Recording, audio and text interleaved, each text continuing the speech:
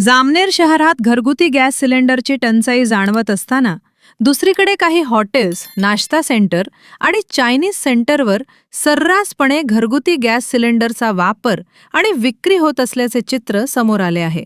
अनेक ठिकाणी एक दोन नव्हे तर तब्बल 4-4 सिलेंडर वापरत असल्याचे दिसत आहे. त्यामुळे हे सिलेंडर नेमके कोण पुरवत आहे असा गंभीर सवाल आता नागरिकांकडून उपस्थित केला जात आहे. एकीकडे गॅस एजन्सीवर सिलेंडरसाठी नागरिकांची मोठी गर्दी होत असून महिलांना तासनतास लाईनमध्ये उभे राहावे लागत आहे.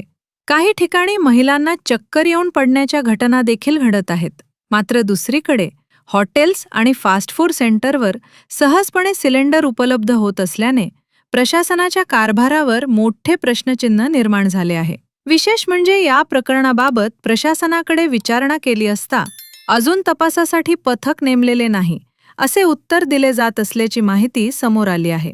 त्यामुळे शहरात उघडपणे अवैध गॅस वापर आणि विक्री सुरू असताना संबंधित विभाग आणि प्रशासन झोपेचे सोंग घेत आहे का असा संतप्त सवाल नागरिक विचारत आहेत. घरगुती वापरासाठी असलेले गॅस सिलेंडर मोठ्या प्रमाणावर हॉटेल्स आणि नाश्ता सेंटरवर वापरले जात असल्याने सामान्य नागरिकांना मात्र सिलेंडर मिळण्यासाठी त्रास सहन करावा लागत आहे.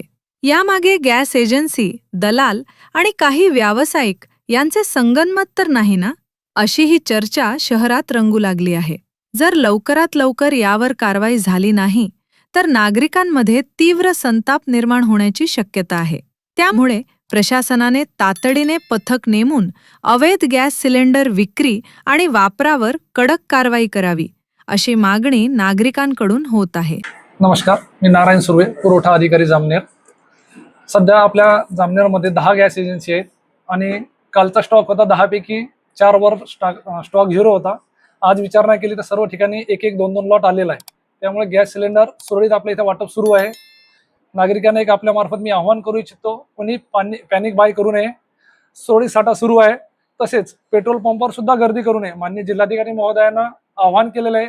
प्रेस कॉन्फरन्स सुद्धा माहिती दिलेली आहे. आपल्याकडे मुबलक प्रमाणात साठा आहे. त्याच्यामुळे कोणीही पॅनिक बाय करून अतिरिक्त पेट्रोल, डिझेल याचा साठा करू नये.